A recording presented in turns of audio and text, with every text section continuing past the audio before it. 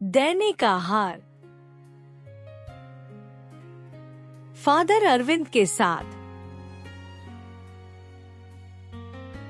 ख्रिस्त में मेरे प्यारे भाइयों एवं बहनों, आप सबों को जय यीशु।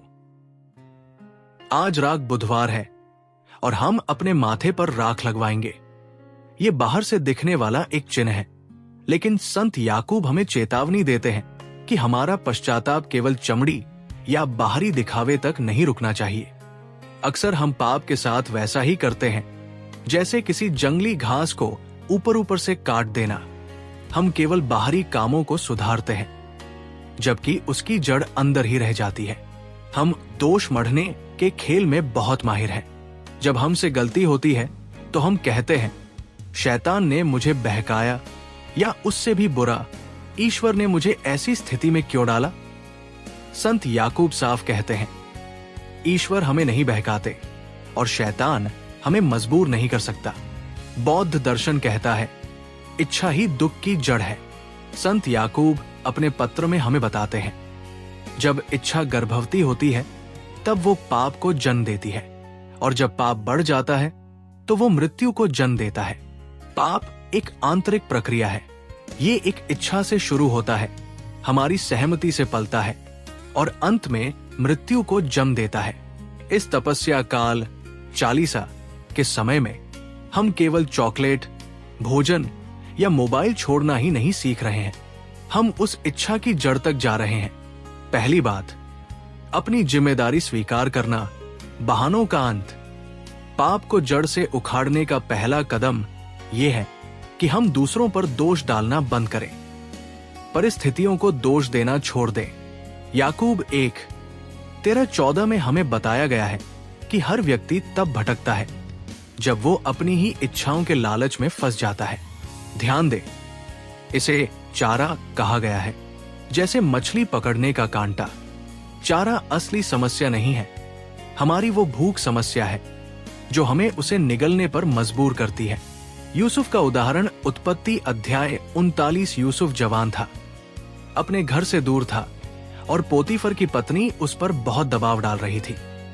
वो वहां रुककर अपनी इच्छा शक्ति को आजमाने या बहस करने नहीं बैठा।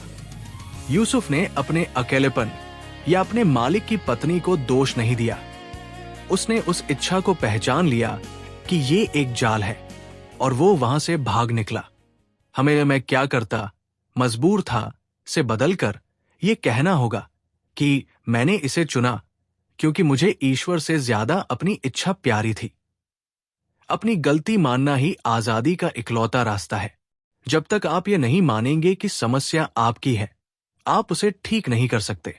जब हम अपने परिवार, जीवन साथी, अधिकारी, समाज, भाई बहन या तनाव को दोष देना बंद कर देते हैं, तभी हमें ईश्वर की कृपा से बदलने की शक्ति मिलती है। यूसुफ ने बहस नहीं की, उसने अपनी आत्मा की जिम्मेदारी ली और भाग गया। इच्छा को जड़ से उखाड़ने का मतलब है अपनी कमजोरी को इतनी अच्छी तरह पहचानना कि हम प्रलोभन के साथ बातचीत करना भी बंद कर दें। यूसुफ हमें सिखाता है कि पहला काम है तुरंत वहां से निकल जाना। अगर आप बुराई की आग को बुझाना चाहते हैं तो उसे घी डालना बंद कर दें। दूसरी बात, इच्छा को समझना, शुरुआत में ही पकड़ना। संत याकूब शरीर की भाषा का उपयोग करते हैं। इच्छा गर्भ धारण करती है और पाप को जन्म देती है। इसका मतलब है कि पहली सोच और गलत काम करने के बीच थोड़ा समय होता है। इच्छा को उखाड़ने का मतलब है अपने मन के दरवाजे पर पहरा देना। ये गलत इच्छाओं को भूखा रखने और सही इच्छाओं को खिलाने के बारे में है। यदि हम अपनी इच्छाओं पर काबू नहीं रखेंगे तो वे हमें खा जाएंगी।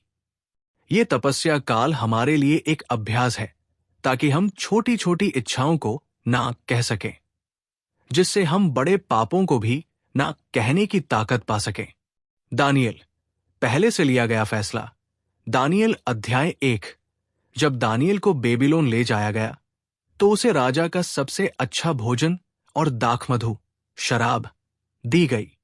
उसके लिए अपने धर्म के नियमों को छोड़कर महल के सुख सुविधाओं को चुनना बहुत आसान होता, लेकिन पवित्र शास्त्र कहता है कि दानियेल ने अपने मन में ये ठान लिया था कि वो खुद को अशुद्ध नहीं करेगा।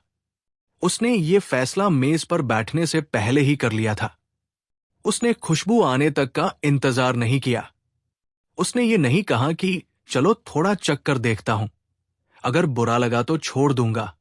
नहीं, दानियेल ने प्रलोभन आने से पहले ही अपनी इच्छा को सुधार लिया था। अपने दिल को ईश्वर की संतान के रूप में पक्का करके राजा के भोजन का लालच खत्म हो गया। इस चालीसा में हमें खुद से पूछना चाहिए, मैंने अपने मन में क्या ठाना है?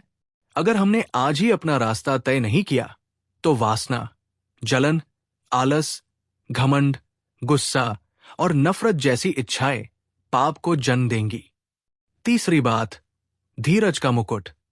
लक्ष्य केवल पाप न करना नहीं है, बल्कि जीवन का मुकुट प्राप्त करना है। याकूब हमें याद दिलाते हैं कि हर अच्छा वरदान धीरज रखने से मिलता है।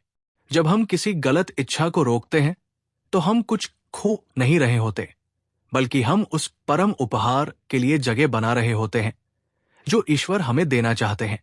नहम्याह का उदाहरण, नहम्याह फारस साम्राज्य की राजधानी में राजा का खास सेवक था। वो महल में रहता था और बहुत सुरक्षित था। जब उसने सुना कि यरूशलेम की दीवारें टूट गई हैं, तो उसने अपनी सुख सुविधाओं को नहीं बल्कि अपने लोगों की सेवा को चुना। राजा ने उसे दीवार बनाने जाने की अनुमति दी, लेकिन वहां उसे 3 तरह के लालच दिए गए। मजाक का लालच, दुश्मनों ने उसका मजाक उड़ाया। नहम्याह ने बहस करने के बजाय ईश्वर से प्रार्थना की और अपना काम जारी रखा। डर का लालच, उसे मारने की साजिश रची गई, लेकिन उसने कहा, मैं एक महान कार्य कर रहा हूं और मैं नीचे नहीं आ सकता। समझौते का लालच, उसे मंदिर में छिपने की सलाह दी गई जो नियमों के खिलाफ था। नहम्याह ने अपनी जान बचाने के लिए गलत रास्ता नहीं चुना।